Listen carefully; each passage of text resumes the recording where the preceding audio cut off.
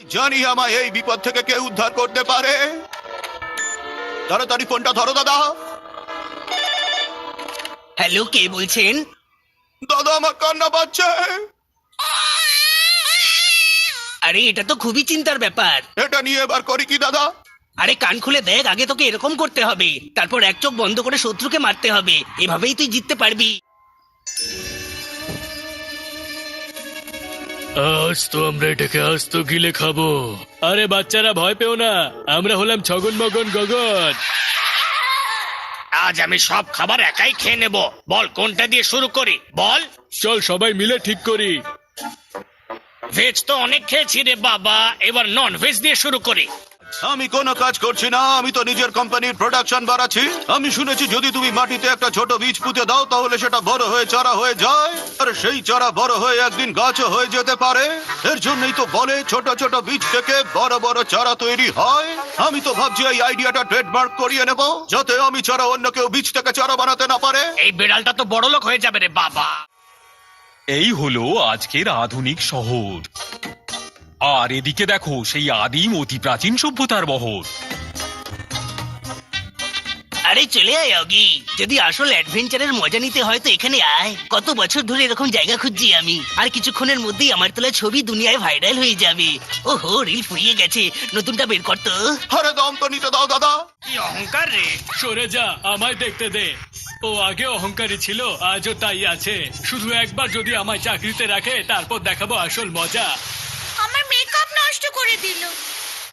বাহ, ওর কি দারুণ অপমান হলো। ওয়াও, আমার ফুলগুলো কি সুন্দর ফুটেছে।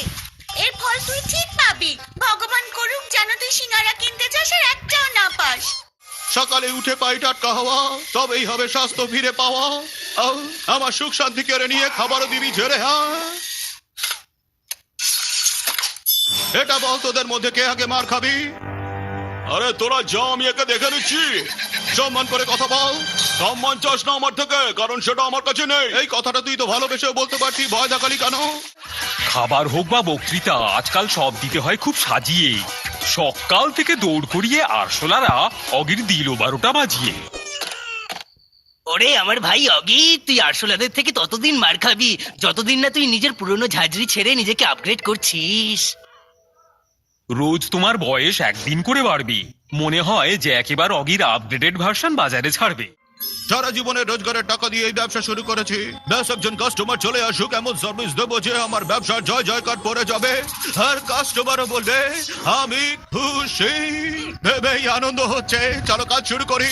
আরে না অগি, তুই এখানকার মালিক না, ক্লিনার। চল ঘর পরিষ্কার শুরু কর। কিন্তু টাকাটা তো আমি ঢেলেছি। কিন্তু বুদ্ধিটা তো আমি দিয়েছি। আর দেখ আমায় এখানে কেমন মানাচ্ছে। ফেরত দে আমার খাবার, ফেরত দে। অনলাইনে খাওয়ার অর্ডার দিয়েছিলাম, তাও আবার 3 মাসের ইএমআই শর্তে।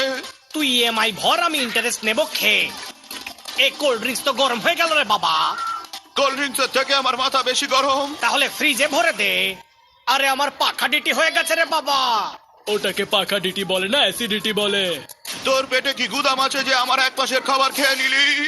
সারা শহরে যে ময়লা ছড়িয়েছিস তা 1 ঘন্টার মধ্যে সাফ করা চাই, বুঝলি? ওকে, বুঝে গেছি। হ্যাঁ হ্যাঁ, এক্ষুনি করে দিচ্ছি।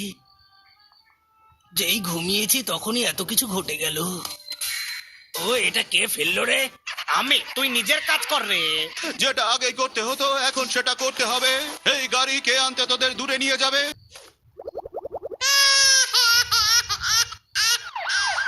কাউকে সন্দেহ করছো? সন্দেহ না, শুধু অনুমান করছি। ঠিক আছে, তাহলে আমার কিছু করার নেই। এ হাবিলদার, এদিকে শোন। এখানে একটা ফ্রিজ ছিল, সেখানে অনেক খাবার ছিল, সেগুলো সব কোথায় গেল রে বাবা? কি আমাকে হাবিলদার বললি? কত বড় সাহস যে আমার গায়ে হাত দিলি? গায়ে হাত না দিলেই হতো, একবার নিচে তো তাকা। কি আছে নিচে? চোর কথা করে, এদিকে দে। এ তো হলো ভয়ানক কেলো। এই পেন্টিং নিয়ে ছগন মগন গগন আর অগির মধ্যে বড্ড ঝামেলা হলো। I am the best. খুব এলো বেশ। চল, পেন্টিং আমাদের ভাই, চল এটার হাল বিগড়াই। আমার পেন্টিং এর অপমান। এমন অবস্থা করলাম আমার আর আমার পেন্টিং এর যে দুজনে কোথাও মুখ দেখাতে পারবো না। কি জানি আমার বাড়িটার কি হলো? সকালে তো এখানেই ছিল, রাতে কোথায় গেল? তুই গানটা ভালোই গাস, সিগনালে গিয়ে ভিক্ষে করতে পারিস। ওই যে আমার বাড়ি। তাড়াতাড়ি নকশা বানিয়ে ফেলি। 1 2 3 4 5 দেখ বুঝে গেছিস তো? আরে কি নকশা বানিয়েছিস, তোর তো আর্কিটেক্ট হওয়া উচিত ছিল রে বাবা।